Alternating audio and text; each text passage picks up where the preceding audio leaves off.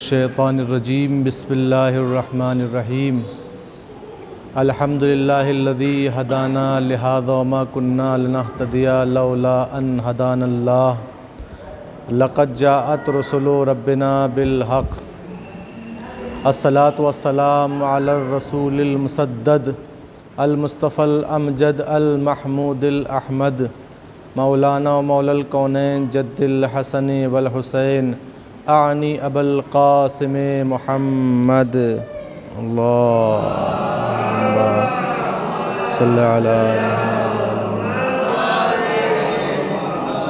وعلی اہل بیتہ الطیبین الطاہرین المعصومین المظلومین الذین قال اللہ انما یرید اللہ لیذہب عنکم الرجس اہل البیت ویطہرکم تطہیرا اللہم صلی علی محمد وآل محمد ولعنت اللہ علی اعدائہم اجمعین من یوم عداوتہم الی قیام یوم الدین اما بعد فقد قال الحکیم فی قرآن الکریم بسم اللہ الرحمن الرحیم ووجدک عائلا فاغنا صلوات بر محمد وآل محمد اللہم صلی علی محمد وآل محمد وعجل فرجہم۔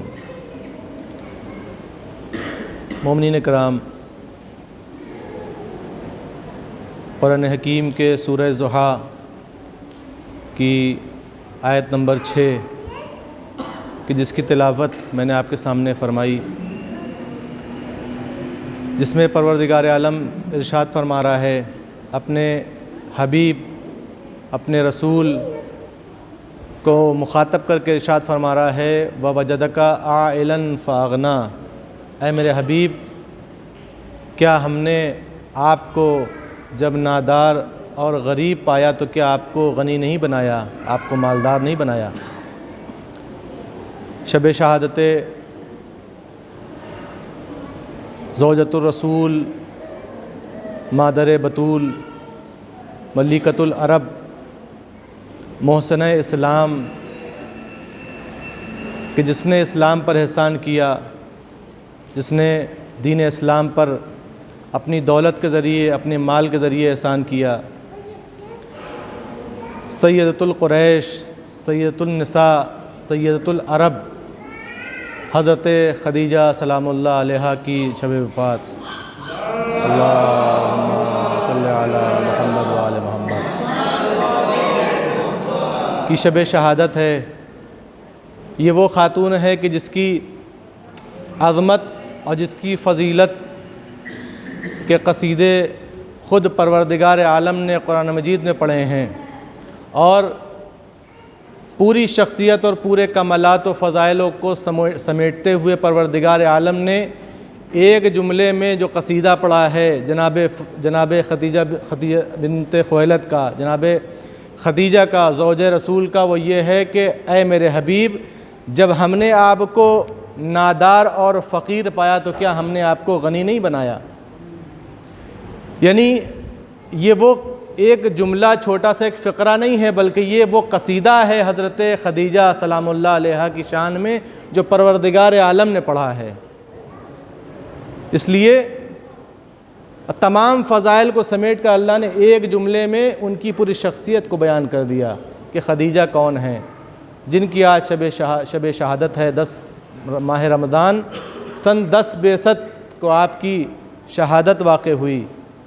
چونکہ بہرحال ماہ رمضان ہے، لہٰذا یہ ماہ مبارک کہ جو ماہ مغفرت ہے، ماہ توبہ ہے، ماہ بخشش ہے، توبہ کا مہینہ ہے، یہ مغفرت کا مہینہ ہے، یہ دعا کا مہینہ ہے، یہ اپنے آپ کو بنانے اور خودسازی کا مہینہ ہے، اور یہ بہت عظیم مہینہ ہے۔ اسی کے ساتھ ساتھ یہ صدقے کا مہینہ ہے، صدقہ دینے کا مہینہ ہے، خیرات کرنے کا مہینہ ہے، یہ فقراء اور مساکین کی مدد کرنے کا مہینہ ہے، یہ اللہ کی راہ میں خرچ کرنے کا مہینہ ہے۔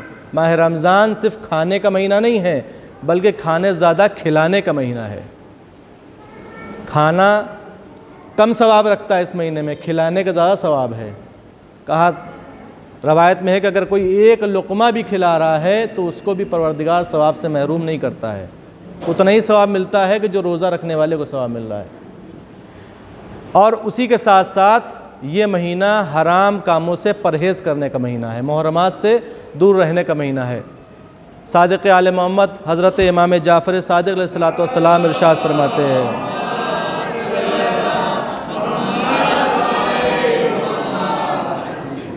فرماتے ہیں، مولا کہ اذا اصبحت صائما فلیصم سمعک و بصرک شعرک و جلدک و جمیع جوارح، کہ جب تم روزہ رکھو کسی دن ماہ رمضان میں تو تمہارا صرف بھوک کا روزہ نہ ہو کہ تم صبح سے لے کے مغرب تک صرف بھوکے ہو اور کوئی کام تمہارا نہ ہو، صرف تم بھوکے ہو اور کوئی تمہارا کام نہیں ہو رہا ہے، نہ تم نماز پڑھ رہے ہو، نہ روزہ رکھ رہے ہو، نہ جو ہے وہ حرام کاموں سے پرہیز کر رہے ہو، نہیں، بلکہ جب تم روزہ رکھو تو تمہاری آنکھ بھی روزے دار ہو، تمہارے کان بھی روزے دار ہو، تمہاری زبان بھی روزے دار ہو، تمہارے پیر اور تمہارے ہاتھ بھی روزے دار ہوں۔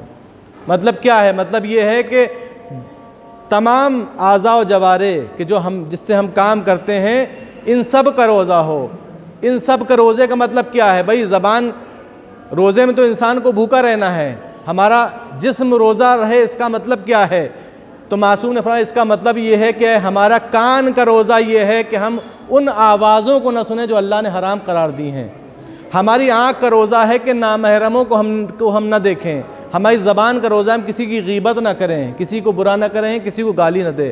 ہمارے پیروں کا روزہ یہ ہے کہ ہم ان راستوں پر نہ جائیں جہاں پر اللہ نے جانے کا منع کیا ہے، اور ہمارے ہاتھ کا روزہ ہے کہ ہم کسی کے اوپر ظلم نہ کریں۔ اور فرمایا آپ نے عزیزان گرامی، ہمارے پورے وجود کا روزہ تب ہوگا کہ جب ہمارے ہر عضو کا روزہ ہوگا جو پروردگار عالم کی بارگاہ میں قبول ہوگا۔ ایک مرتبہ مل جل کر صلوات پڑھیں محمد و آل محمد پر، صلی علی محمد و آل محمد۔ اور اسی کے ساتھ ساتھ ایک مل جل کر صلوات پڑھیے، جیتی جاگتی صلوات پڑھیے محمد و آل محمد پر۔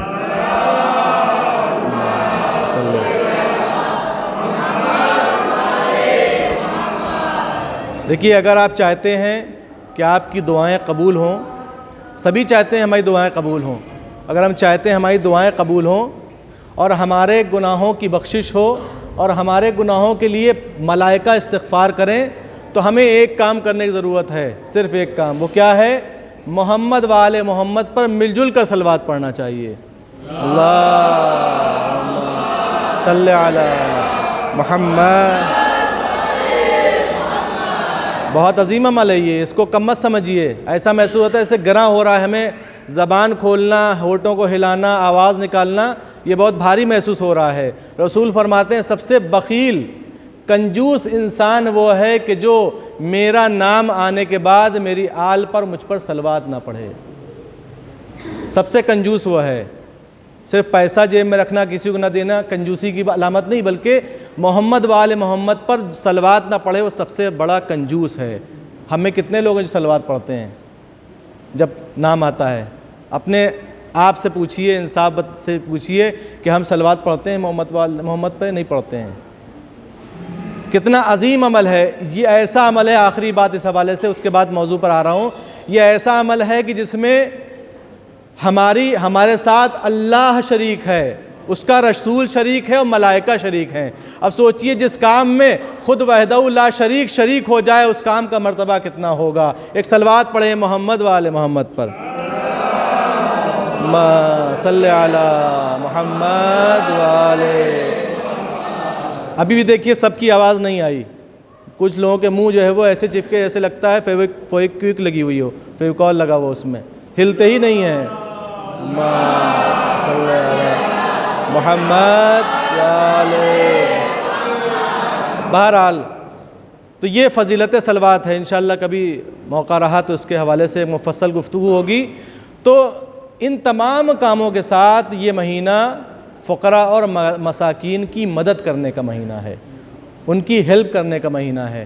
صرف اپنے روزے کی فکر نہ ہو، صرف اپنے افطار اور اپنے سحر کی فکر نہ ہو، بلکہ ہمیں آس پڑوس میں بھی خیال رکھنا چاہیے، ہمیں خبر ہونا چاہیے کہ ہمارے دسترخوان تو نعمتوں سے بھرے ہوئے ہیں لیکن پڑوس میں جو ہے وہ فاقے ہو رہے ہیں، ہمیں یہ خبر ہونی چاہیے۔ یہ سیرت معصومین ہے۔ ہم تو پیٹ بھر کے کھا کر سو گئے، آرام سے نیند اے سی میں اور پنکھے میں بہترین سو رہے ہیں، لیکن پڑوس کے بچے بھوکے مر رہے ہیں۔ یہ ہمارا روزہ کسی کام کا نہیں کہ ہمارے ہوتے ہوئے اگر ہم صاحب استطاعت ہیں تو ہمیں اپنے پڑوسیوں کی فکر نہیں ہے۔ مولا علی علیہ الصلاۃ والسلام کے بارے میں ملتا ہے، صلوات پڑھیں مولا علی کی ذات پہ، صلی اللہ، کہ مولا افطار جو ہے وہ یا نمک سے کیا کرتے تھے یا کھجور سے کیا کرتے تھے۔ ایک وقت میں دو چیزیں کبھی مولا نے اپنے زندگی میں افطار کے لیے استعمال نہیں کی۔ یا نمک اگر سامنے رکھ دیا گیا، کھجور بھی اور نمک بھی، تو مولا کھجور کو ہٹا دیا کرتے تھے، نمک سے افطار کرتے تھے۔ یہ اپنے لیے تھا، لیکن جب رات کا سناٹا بڑھتا تھا، اندھیرا تاریکی ہوتی تھی، تو وہی علی اپنے پیٹھ پر بوجھ لاد کر، روٹیاں سارے نان و نفقہ لاد کر گھر گھر کوفے کے یتیموں کو کھلایا کرتے تھے۔ یہ سیرت مولا علی ہے۔ لہٰذا ہر مسلمان کے لیے یہ ضروری ہے کہ اپنے پڑوسیوں اور اپنے ان غریب رشتہ داروں کے بارے میں خبر ہو کہ آیا ان کے کوئی ایسی ضرورت تو نہیں ہے کہ جو ہم پورا کر سکتے ہیں اور ہم نہ کرنے والے ہوں، ہمیں خبر ہونا چاہیے۔ لہٰذا یہ ماہ مبارک تمام کاموں کے ساتھ ساتھ فقراء و مساکین کی مدد کرنے کا مہینہ بھی ہے۔ عزیزان گرامی، اور آج جس شخصیت کا ذکر ہو رہا ہے، یہ شخصیت اور یہ ذات اللہ کی راہ میں، فقراء کی راہ میں اپنا مال لٹانے کے نام سے مشہور ہے۔ اس کو جانا ہی اسی لیے جاتا ہے کہ اس نے اپنا پورا مال دین کی راہ میں لٹا دیا، ایثار و قربانی کی مثال قائم کر دی، مسلمانوں کو کھلا دیا۔ اور آپ کا لقب کیا پڑا؟ محسن اسلام، یعنی جس نے اسلام پر احسان کیا ہو، یعنی اسلام پر احسان کیا انہوں نے۔ کتنا مرتبہ ہوگا؟ مسلمانوں پر احسان کرنے والے بہت ملیں گے آپ کو، لیکن اسلام پر احسان کرنے والی فقط خدیجہ سلام اللہ علیہ کی ذات ہے، اور کوئی دوسری ذات پیدا نہیں ہوئی جس نے اسلام پر احسان کیا ہو، محسن اسلام ہو۔ اور انہوں نے کس طریقے سے احسان کیا؟ اپنا پورا مال اسلام کی راہ میں لٹا دیا، اپنا پورا مال مسلمانوں کے اوپر صرف کر دیا، پوری دولت نچھاور کر دی۔ کیوں؟ تاکہ اسلام پل جائے، اسلام بڑھ جائے۔ یہ ہے جناب خدیجہ سلام اللہ علیہ۔ اور رسول اسلام صلی اللہ علیہ وآلہ وسلم، اللہم صلی علی محمد، پیغمبر اسلام نے تاریخ میں دو شخصیتوں کا شکریہ بہت زیادہ ادا کیا ہے، اور بڑے اچھے الفاظ میں ادا کیا ہے۔ دو شخصیتوں کا، دو ذوات مقدسہ کا اس طریقے سے ادا کیا ہے: ما قام ولا استقام الدین الا بسیف علی و مال خدیجہ۔ فرماتے ہیں، رسالت مآب فرماتے ہیں کہ دین اسلام کو جو بقا ہے، دین اسلام جو پھیلا ہے، جو مضبوط ہوا ہے، جو مستحکم ہوا ہے، وہ دو ذات کی بدولت ہوا ہے، یا علی کی تلوار سے ہوا ہے یا خدیجہ کے مال سے ہوا ہے۔ یعنی اگر علی کی تلوار نہ ہوتی تو اسلام مضبوط نہ ہوتا، اور اگر خدیجہ کا مال نہ ہوتا تو اسلام مالدار نہ ہوتا۔ ایک صلوات پڑھیں محمد وآل محمد پر۔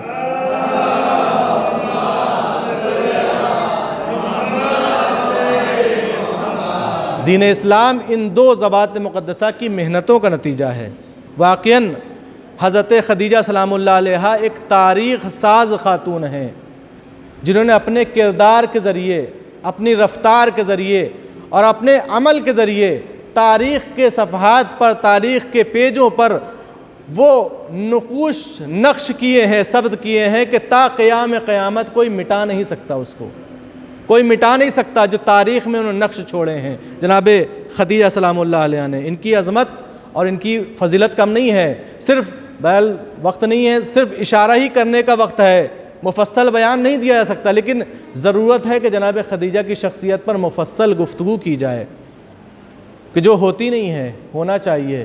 کیا عظمت تھی اس بی بی کی۔ مورخین اسلام رئیس الواعظین مولانا سید کرار حسین وائز اعلیٰ مقامہ اور ایران سرزمین ایران کے ایک عالم دین آقائے محمدی اشتہاردی یعنی کرار حسین وائز کی کتاب ملیکۃ العرب اور آقائے اشتہاردی کتاب سیدۃ العرب اور اس کے دیگر کتابیں اور بھی ہیں جس میں اس شہزادی کی فضیلت، کرامات اور ان کے تمام احسانات مفصل بیان ہوئے ہیں۔ سب نے تقریباً یہی لکھا ہے۔ القاب کی بات آتی ہے تو مورخین لکھتے ہیں کہ آپ کے القاب خود انجیل جو حضرت عیسیٰ علیہ السلام پر نازل ہونے والی مقدس کتاب، اس میں پروردگار عالم حضرت خدیجہ کو کس نام سے یاد کرتا ہے؟ پروردگار کہتا ہے کہ آپ ایک سعادت مند خاتون ہیں اور جنت میں حضرت مریم کی دوست ہیں۔ جناب عیسیٰ کی والدہ حضرت مریم ان کی دوست ہیں جناب خدیجہ، کہاں؟ جنت میں۔ اس کے علاوہ مورخین لکھتے ہیں سیدۃ القریش کہا جاتا ہے آپ کو، یعنی پورے قریش کی سردار، عورتوں میں سردار، سرپرست آپ کی ذات ہے۔ اور ایک لقب آپ کا ہے طاہرہ، آپ کو طاہرہ بھی قبل اسلام کہا جاتا تھا۔ اور وقت کے امام زمانہ عجل اللہ فرجہ شریف ارشاد فرماتے ہیں صلی محمد وعلی محمد وعجل فرجہم۔ امام زمانہ فرماتے ہیں کہاں؟ دعائے نطبہ میں، جو آپ جمعے کی صبح نماز کے بعد تلاوت کرتے ہیں۔ کیا فرماتے؟ کہتے ہیں مخاطب ہو کے اپنی جدہ سے، کیا؟ خدیجۃ غرہ، آپ کو خدیجہ غرہ کہتے ہیں۔ یعنی اس کا کیا مطلب ہوا؟ اس کا مطلب یہ ہے کہ ایک ذہین، شاندار، بہترین خاتون ہیں۔ یہ ہے جناب خدیجہ کا مرتبہ۔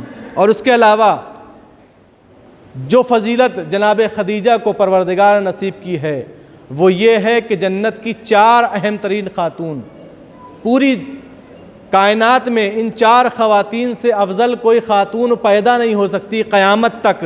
ان 4 خاتون میں ایک جناب خدیجہ ہیں۔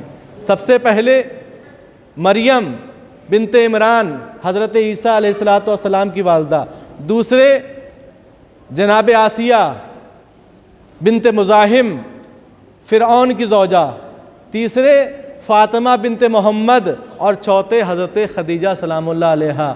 یعنی ان 4 اہم خواتین میں حضرت خدیجہ کا بھی نام پروردگار نے رکھا ہے۔ اتنی عظمت ہے اس خاتون کے اذان گرامی۔ اور اس کے علاوہ اتنی باعظمت خاتون ہے کہ پیغمبر ان کا ہمیشہ ہر موقع پر شکریہ ادا کرتے رہتے تھے، ہمیشہ شکریہ کہتے رہتے تھے کہ اے خدیجہ اگر آپ نہ ہوتی تو میرا اسلام مٹ گیا ہوتا، کبھی پھیل نہ پاتا۔ اللہ اکبر۔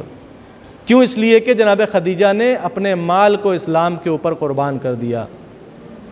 اور مورخین لکھتے ہیں، بس اشارتاً آپ کے سامنے عرض کر رہا ہوں، مورخین لکھتے ہیں کہ جناب خدیجہ کی جو دولت، جو ان کی ثروت، جو ان کی پراپرٹی، جو ان کے پاس پیسہ تھا، اس کو انالائز کرتے ہیں اور 3 ریفلیکشن، 3 مظاہر کو بیان کرتے ہیں جناب خدیجہ کی دولت اور ان کی ثروت کی۔ سب سے پہلا جو ریفلیکشن ہے وہ کیا ہے کہ آپ کے پاس 400 نوکر اور 400 کنیزیں تھیں۔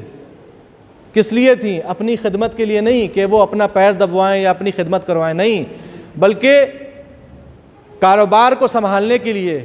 اور جو لوگ کاروبار کو سنبھال رہے، جو ان کا کاروبار تھا، جو تجارت کرواتی تھیں، جب لوگ وہ تجارت کر کے آتے تھے تو ان کی خدمت کے لیے یہ 400 نوکر خواتین اور جنہوں نے کنیزیں رکھی ہوئی تھیں، کس نے؟ جناب خدیجہ سلام اللہ علیہ نے۔ دوسرا ریفلیکشن یہ ہے کہ 80,000 اونٹ، 80,000 اونٹوں کی مالک تھی جناب خدیجہ، کہ جن اونٹوں پر صرف سامان لد کر یعنی دور دراز کے ممالک میں جاتا تھا بکنے کے لیے اور بزنس کے لیے۔ اتنی مالدار اور اتنی ثروت مند خاتون تھیں۔ اور تیسری جو چیز لکھی ہے وہ یہ ہے کہ ایک عالی شان محل جناب خدیجہ کی ملکیت میں تھا، ایسا محل کہ جس میں ہزاروں نوکر چاکر لگے ہوئے تھے اور جس کی سجاوٹ مخمل کے پردوں سے، ریشم و حریر کے پردوں اس کو سجایا گیا تھا۔ اور اس محل میں صرف بادشاہوں کی خدمت نہیں ہوتی تھی، صرف امیروں کا خیال نہیں رکھا جاتا تھا، بلکہ جو ان کے خادمین جب سفر سے واپس آتے تھے تو اس میں خود جناب خدیجہ ان کی خدمت کے لیے کھڑی رہتی تھیں۔ یہ ہے جذبہ خدمت مسلمانوں کا اور مسلمانوں کے لیے جناب خدیجہ کا عزیزان گرامی۔ تو جس خاتون کے پاس، جس خاتون کے اختیار میں اتنی دولت ہو، اتنی ثروت ہو، اتنا مال ہو، اور اس خاتون نے اپنی تمام دولت محمد مصطفیٰ کے قدموں میں لا کر رکھ دی کہ میرے سید و سردار یہ آپ کے حوالے ہے، وہ ہے خدیجہ عزیزان گرامی۔ ان کی شان و شوکت اور ان کی عیش و عشرت، اب آپ نے اندازہ لگایا کہ جس کے پاس اتنا پیسہ ہو، جس کے پاس اتنی دولت ہو، اس کی لائف سٹائل کیسے ہوگی، اس کی زندگی گزارنے کا طریقہ کتنا اعلیٰ ہوگا، ان کا اسٹیٹس کتنا بلند ہوگا، ان کی زندگی گزارنے کا طریقہ کتنا بلند ہوگا۔ اور لہٰذا اس سے معلوم ہوتا ہے کہ جناب خدیجہ کسی غریب باپ کی بیٹی نہیں تھیں، بلکہ عرب کی شہزادی تھی، جن کو ملکۃ العرب کہا جاتا ہے۔ پورے جزیرہ عرب میں ان سے زیادہ مالدار کوئی عورت نہیں تھی کہ جو کاروبار کو سنبھال رہی ہو۔ یہ کم عظمت نہیں ہے شہزادی کی، رسول کی زوجہ کم عظمت نہیں ہے۔ کوئی پورے عرب میں کوئی اتنا مالدار، کوئی اتنی مالدار خاتون نہیں تھی جتنی جناب خدیجہ سلام اللہ علیہا کے پاس دولت تھی۔ اسی لیے آپ کو سیدۃ العرب کہا جاتا ہے، ملکۃ العرب کہا جاتا ہے۔ ایک صلوات پڑھیں محمد وآل محمد پر۔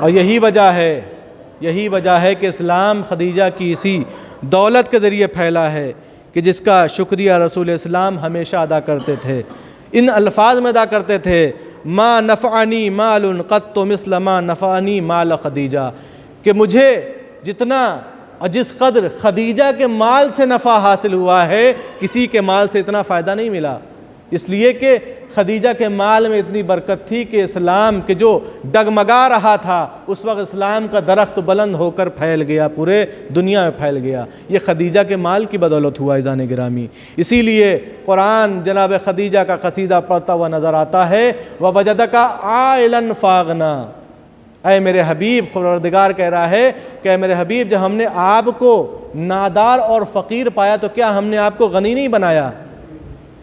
مال خدیجہ کا خرچ ہو رہا ہے، بھئی جناب خدیجہ نے اپنا مال رسول کے حوالے کر دیا، مال جناب خدیجہ خرچ کر رہی ہیں۔ پروردگار کہہ رہا ہے کہ میں نے رسول کو غنی بنایا۔ عجب ماجرا ہے، سمجھ میں نہیں آتا، یعنی کیا مقصد کہنا کیا چاہ رہا ہے پروردگار بتانا چاہ رہا ہے کہ خدیجہ نے اتنے خلوص کے ساتھ اپنا تمام مال میرے اسلام کی نظر کر دیا، اب مجھ پر واجب ہو گیا ہے کہ خدیجہ کے عمل کو میں اپنا عمل بنا دوں اور خدیجہ کے کردار کو اپنا کردار بنا دوں۔ صلوات بھیج دیں محمد وآل محمد پر، صلی علی محمد وآل محمد۔ یہ ہے عظمت جناب خدیجہ سلام اللہ علیہا۔ اس لیے پروردگار نے ان کے عمل کو اپنا عمل بنا دیا۔ وَوَجَدَكَ عَائِلًا فَأَغْنَىٰ، تم غریب تھے، تم فقیر تھے، مگر ہم نے تم کو غنی بنایا۔ خدیجہ کا مال خرچ ہو رہا، اللہ کہہ رہا ہم نے تم کو غنی بنایا۔ عزیزان گرامی، مگر آج ہمارے معاشرے میں اور ہمارے سماج میں بدترین فساد رائج ہیں۔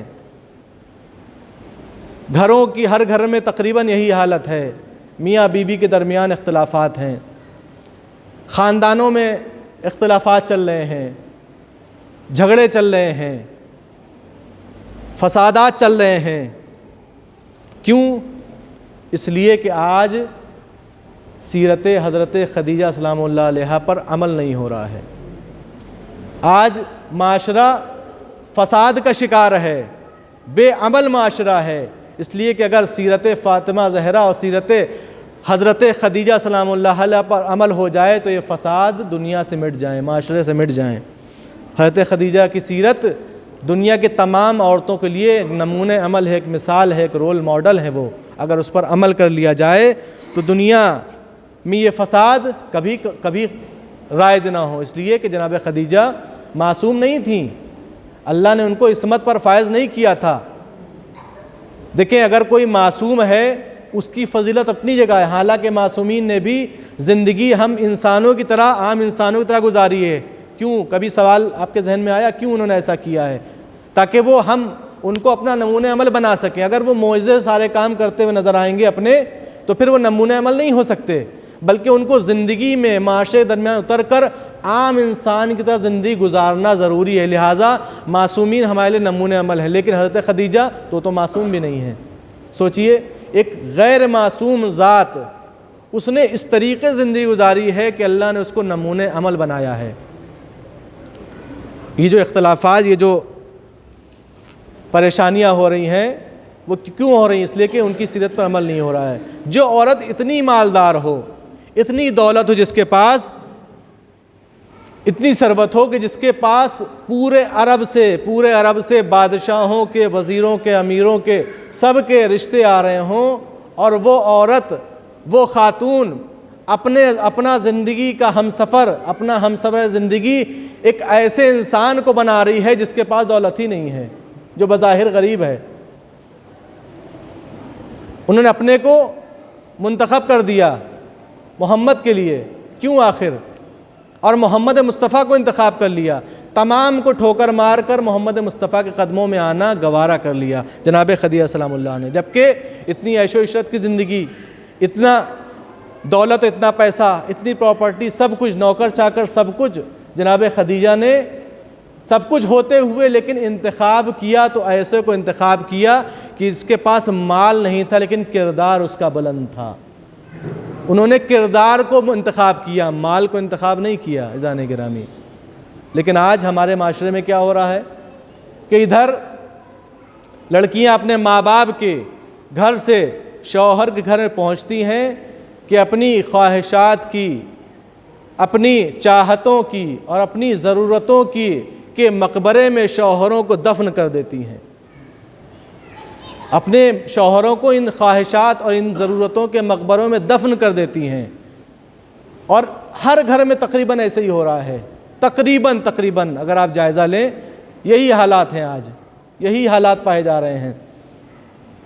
عزیزان گرامی، کیوں ایسا ہو رہا ہے؟ اس لیے کہ ان کے سامنے جناب خدیجہ سلام اللہ علیہا کی سیرت نہیں ہے، ان کے سامنے جناب خدیجہ کی سیرت نہیں ہے، وہ فراموش کر چکی ہیں اور اپنی ان خواہشات کو اتنا بڑھا دیا ہے کہ مشکلات اور پریشانیاں ہو رہی ہیں۔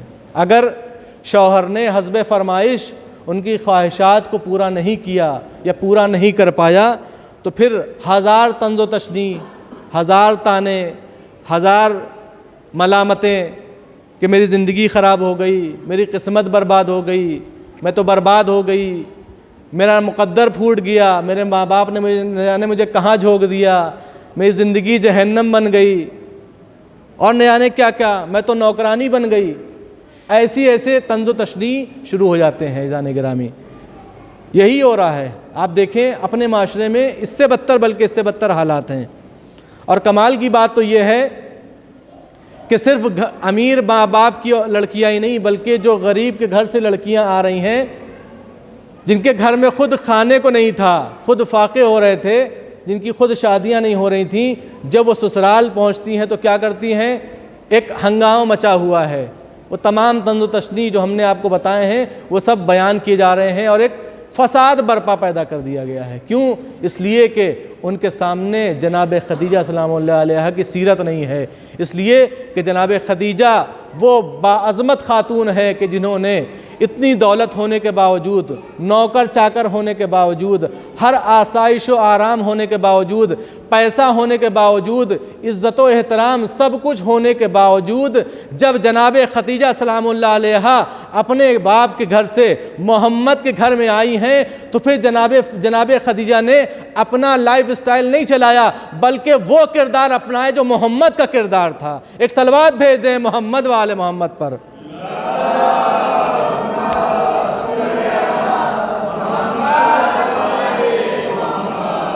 پھر جناب خدیجہ نے اپنا خیال نہیں ظاہر کیا، بلکہ اپنے کو محمد کا ہم خیال بنا لیا۔ انہیں اپنا مزاج نہیں چلایا، بلکہ اپنے مزاج کو محمد کے مزاج سے ملا دیا۔ اور پھر اس کے بعد جناب خدیجہ نے وہ کارنامہ کیا اپنی اس زندگی میں، جناب خدیجہ نے وہ کارنامہ کیا کہ تا زندگی رہتے ہوئے اتنا اپنے گھر کا ماحول اتنا پرسکون بنا دیا، اتنا پرسکون اور اتنا پروقار بنا دیا کہ محمد مصطفیٰ نے تا آخر عمر جب تک جناب خدیجہ زندہ رہیں انہوں نے دوسری عورت کی خواہش نہیں کی۔ یہ ہے جناب خدیجہ کا کردار۔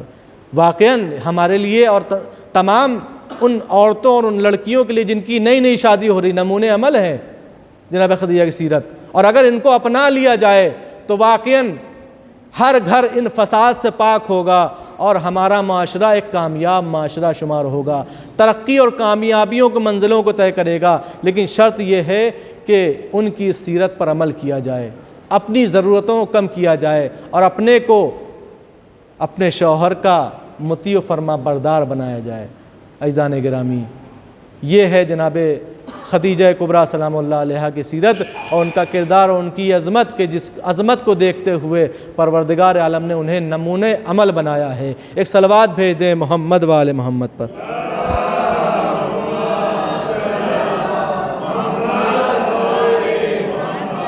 تب جا کے جناب خدیجہ ایک مثالی خاتون بنی ہیں، تب جا کے جناب خدیجہ کو پروردگار نے 4 باعظمت خواتین میں رکھا ہے، تب جا کے جناب خدیجہ کو پروردگار نے قرآن میں ان کی عظمت کا قصیدہ پڑھا ہے۔ یہی وجہ ہے کہ پیغمبر ہمیشہ جناب خدیجہ کو اپنی تمام بیویوں زیادہ یاد کیا کرتے تھے۔ عزیزان گرامی، یہ کم منزلت نہیں ہے، ہمیشہ ہر وقت جناب خدیجہ کے قصیدے پڑھا کرتے تھے، ان کو تذکرہ کیا کرتے تھے، ان کو یاد کیا کرتے تھے کہ خدیجہ جیسی خاتون، جیسی بیوی خدیجہ مجھے ملی، کسی کو نہ ملی۔ اس لیے کہ جناب خدیجہ نے وہ سکون اور وہ اطمینان اور وہ آسائش پیغمبر کو مرحمت فرمائی ہے کہ پیغمبر ان کو پا کر پھر کسی چیز کی ضرورت مند پیغمبر نہیں ہوئے۔ تو عزیزان گرامی، کہ جس انسان کو ایسی بیوی مل جائے، ایسی شریک حیات مل جائے کہ جو قدم قدم پر اس کا ساتھ دے رہی ہو، جو اس کی مطیع و فرما بردار ہو، جو اس کی ہم خیال ہو، جو اس کی ہم مزاج ہو، جو اس کے ہم قدم ہو، جو مشکلات میں اس کا تنہا اکیلا ہو کے ساتھ دے رہی ہو، جو ہر قدم پر اس کی مصیبتوں کو خود برداشت کر رہی ہو، جس کو ایسی شریک حیات مل جائے کہ اس کی دنیا جنت بن جائے، تو ذرا تصور کیجئے، ذرا انصاف سے بتائیے گا کہ اگر وہ بیوی اس سے جدا ہو جائے تو اس کے اوپر کیا بیتے گی، وہ کس طریقے سے اس کی جدائی کو برداشت کرے گا، وہ کس طریقے سے اس کے فراق کو برداشت کرے گا، وہ کیسے صبر کرے گا۔ ہاں عزیزان گرامی، یہی وجہ ہے کہ 10 ماہ رمضان سن 10 بعثت کو وہ تاریخ، یہ دن، وہ گھڑی اور وہ موقع لے کر آئی پیغمبر کے لیے، وہ غمناک اور وہ قیامت کا موقع لے کر آئی پیغمبر کے لیے کہ ایسی بیوی کہ جو ان کی ہم خیال تھی، ہم مزاج تھی، مشکلات میں ساتھ دینے والے تھی، تمام عرب اور کفار و مشرکین کے طنز و تشنیع میں پیغمبر کی مدد کرنے والی تھی، ان کو دلاسا دینے والی تھی، تبلیغ رسالت میں ان کا ساتھ دینے والی تھی، قدم کے ساتھ قدم ملا کر چلنے والی بیوی۔ اس وقت یہ ایسی گھڑی آئی کہ جناب خدیجہ سلام اللہ علیہا نے ان 3 سالہ شیب ابی طالب کی مشکلات اور پریشانیوں کو سہتے ہوئے ایک مرتبہ ان کی تاب نہ لا کر اس دنیا سے دار بقا کی طرف کوچ کر دیا، یہاں سے گزر گئیں، ان کی رحلت ہو گئی۔ عزیزان گرامی، یہ وہ موقع تھا کہ پیغمبر برداشت نہیں کر سکتے تھے، اتنا رنج ہوا، اتنا صدمہ ہوا پیغمبر پہ کہ پیغمبر زارو قطار گریہ کر رہے تھے۔ ایک مرتبہ اسی اثنا میں جبرائیل امین نازل ہوئے اور نازل ہونے کے بعد کہا، اے اللہ کے رسول آپ پریشان نہ ہوئیے، خدیجہ کا مرتبہ اللہ کے نزدیک اتنا ہے کہ جنت میں خدیجہ حضرت مریم کی دوست ہیں، جنت میں خدیجہ کا محل زمرد سے تعمیر کیا ہے۔ اے میرے حبیب، اے اللہ کے رسول آپ پریشان نہ ہوئیے، یہ دیکھیے جنت سے خدیجہ کا کفن لے کر آیا ہوں۔ اب کفن کو دیکھنا تھا کہ رسالت مآب کو تسلی ہوئی، تشفی ہوئی، خوش ہو گئے۔ اب جناب خدیجہ کو کے اوپر گریہ کرنا بند کیا۔ اس کفن کو لے کر جناب خدیجہ کے ساتھ، اس کفن کو لے کر رسالت مآب نے بڑی عزت و احترام کے ساتھ جناب خدیجہ کو کفن پہنایا، اور بڑی عزت و احترام کے ساتھ جناب خدیجہ کا جنازہ لے کر معلیٰ قبرستان میں لے کر آئے۔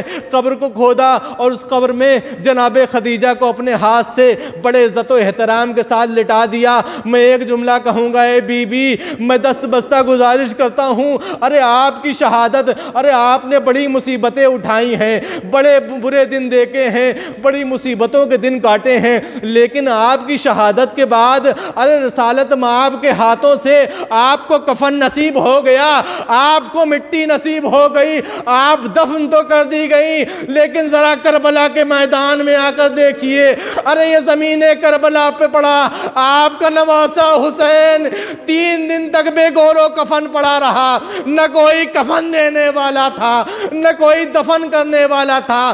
زمین کربلا کی خاک جو کفن بھر کر امام حسین کے جسم کو چھپا رہی تھی۔ وَسَيَعْلَمُ الَّذِينَ ظَلَمُوا أَيَّ مُنْقَلَبٍ يَنْقَلِبُونَ رَبَّنَا تَقَبَّلْ مِنَّا إِنَّكَ أَنْتَ السَّمِيعُ الْعَلِيمُ إِلَٰهِي بِحَقِّ الزَّهْرَا وَأَبِيهَا وَبَعْلِهَا وَبَنِيهَا وَسِرِّ الْمُسْتَوْدَعِ فِيهَا اللهم صل على محمد وآل محمد۔